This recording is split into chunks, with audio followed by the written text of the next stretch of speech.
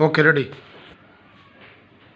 लोकतंत्र की सत्ता में साझेदारी। प्यारे बच्चों, आज क्वेश्चन है कि लोकतंत्र में सत्ता में साझेदारी क्यों होती है।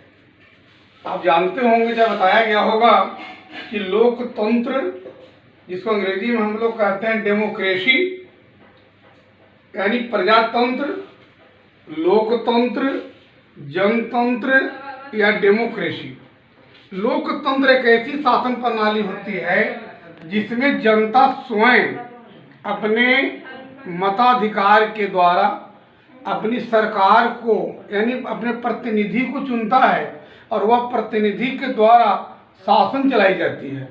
लोकतंत्र एक ऐसी शासन प्रणाली है जिसमें एक नियम बना दिया गया है कि जब तक कुल क्षेत्र में जितना भी चुनाव होता है उसका समान बहुमत, सरकार बनाने के लिए समान बहुमत की आवश्यकता होती है, और समान बहुमत जब तक प्राप्त नहीं होती है तब तक केंद्र में हो या राज्य में सरकार का निर्माण नहीं हो सकती है।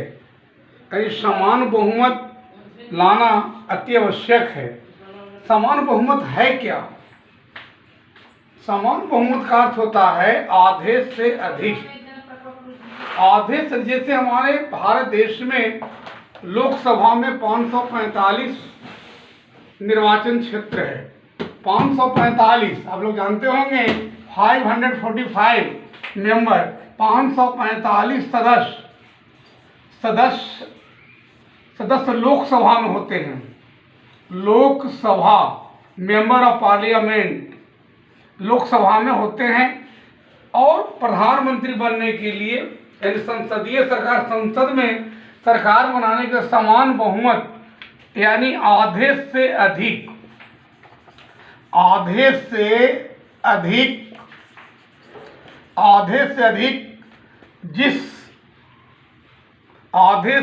जब तक हम नहीं लाते हैं तब तक हमारी सरकार नहीं बनती है। यानी आधे से अधिक 272 MP, मेंबर ऑफ पार्लियामेंट, संसद सदस्य, जिस दल का, जिस पार्टी का 272 MP संसदीय चुनाव जीतकर आते हैं, उसी के बहुमत दल के नेता को हमारे राष्ट्र के राष्ट्रपति यानी प्रेसिडेंट, उन्हें प्रधानमंत्री के रूप में आमंत्रित करते हैं और पद एवं गोपनीयता की शपथ दिलाते हैं। यानी सत्ता में साझेदारी इसलिए होती है।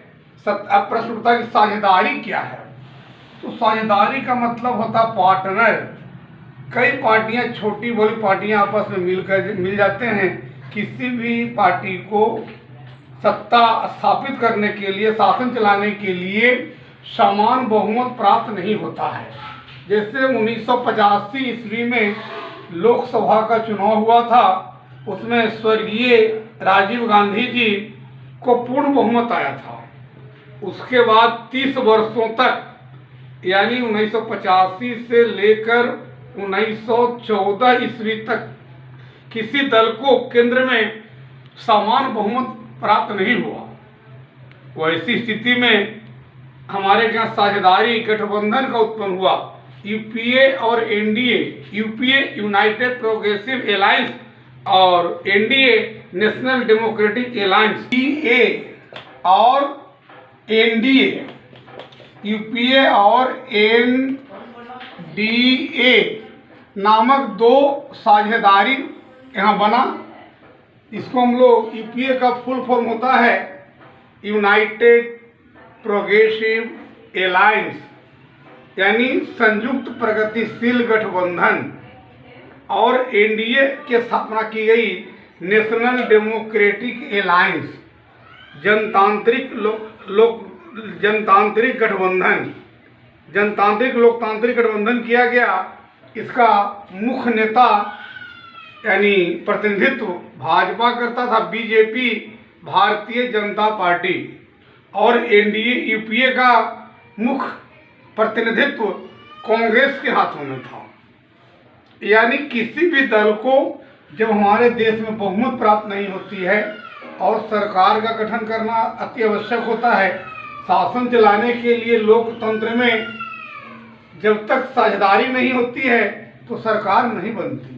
सरकार बनाने के लिए हमारे देश के संसदीय कार्यकर्ता यानी एमपी आपस में मिलकर के संगठन करते हैं, साझेदारी करते हैं और साझेदारी के द्वारा ही सरकार की स्थापना करते हैं। और वह सरकार हमारी जो होती है, केंद्र सरकार हो या राज्य सरकार हो, की जिम्मेवारी होती है अपने प्रजा का रक्षा करना, देश का विकास करना, अपने जनता, क्योंकि सरकार वही होती है जो जनता के सेवा में, जनता के कार्य में संलग्न रहता है। देश का विकास करना सरकार के हाथ निहित कार्य होते हैं और जब तक साझेदारी नहीं होती है तो सरकार का गठन होना असंभव था।